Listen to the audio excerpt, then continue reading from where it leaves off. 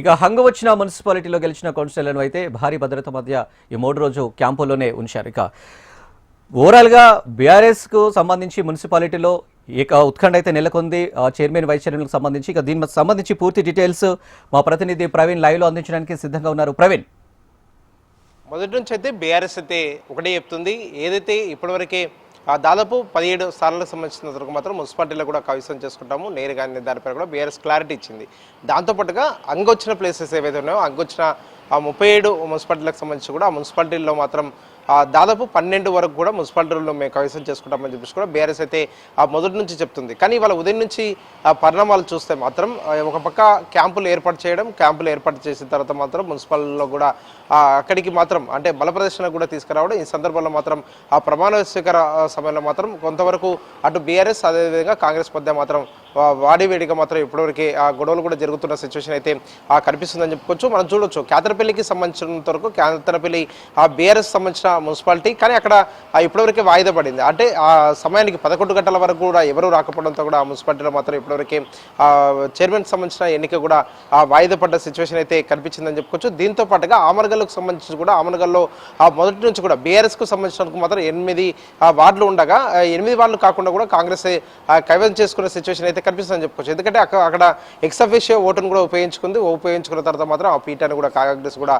కైవసం చేసుకుంది. దీంతో పాటుగా బెల్లంపల్లికి సంబంధించినందుకు మాత్రం బెల్లంపల్లిలో కూడా ఇదే సిచ్యువేషన్ ఎదురైందని చెప్పుకోవచ్చు. రాష్ట్రంలో మాత్రం రాజకీయ పరిస్థితులు మాత్రం ఒక డిఫరెంట్గా మారాయనే దానిపై కూడా బీఆర్ఎస్ అయితే అభిప్రాయాన్ని కూడా వ్యక్తం చేస్తుందని చెప్పుకోవచ్చు. ఎందుకంటే ఒక పక్క జాతీయ పార్టీలైన కాంగ్రెస్ అదేవిధంగా బీజేపీ 2 పార్టీలకు సంబంధించి కూడా 2 పార్టీలు మాత్రం ప్రతినిత్యం విమర్శలు చేసుకుంటూ ఉంటాయి. కానీ ఇవాళ ఎన్నికకు సంబంధించిన మాత్రం చైర్మన్ ఎన్నిక సమయంలో మాత్రం 2 పార్టీలు కూడా ఒకటే అనే దానిపై కూడా బీఆర్ఎస్ అయితే టార్గెట్ చేస్తూ వస్తున్న సిచ్యువేషన్ అయితే కనిపిస్తుంది. ఈ 2 పార్టీలకు సంబంధించి కూడా ప్రజలు అర్థం చేసుకోవాలనే విధంగా కూడా ఒక పక్క బీఆర్ఎస్ నేతలు అయితే విమర్శలు కూడా గుప్పిస్తున్న సిచ్యువేషన్ అయితే కనిపిస్తుందని చెప్పుకోవచ్చు. దీంతో పాటుగా బీఆర్ఎస్కు సంబంధించిన మాత్రం బీఆర్ఎస్ అనుకున్న స్థానాలకు అంటే ఇప్పటివరకే నేరుగా దాదాపు 17 స్థానాలు మాత్రం మేము గెలిచాము, ఇంకా 10 నుంచి 12 స్థానాలు కూడా రాబోతున్నాయి అనే దానిపై కూడా బీఆర్ఎస్ అయితే మొదటి నుంచి కూడా దృష్టి పెట్టింది. దాంతోపాటుగా ఎన్నికలకు సంబంధించిన నోటిఫికేషన్ వచ్చినట్టు నుంచి కూడా బీఆర్ఎస్ అయితే 30 స్థానాలపైన కూడా దృష్టి పెట్టింది. కానీ చాలా చోట్ల మాత్రం బీఆర్ఎస్కు సంబంధించినంత వరకు మాత్రం తగినంత మెజార్టీ రాకపోవడం వల్ల మాత్రం బీఆర్ఎస్ అయితే వెనుకంజ వేసిన సిచ్యువేషన్ అయితే కనిపించిందని చెప్పుకోవచ్చు. ఇదే సమయంలో మాత్రం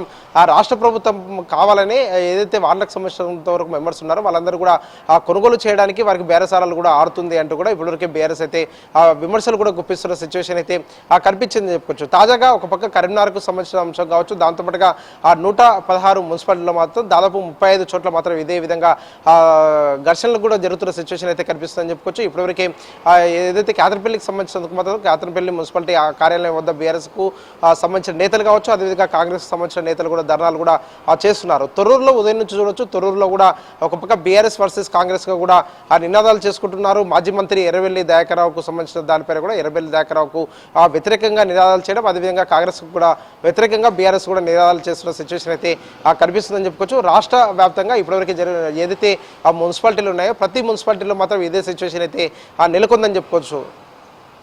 రైట్ ప్రవీణ్, థ్యాంక్ యూ.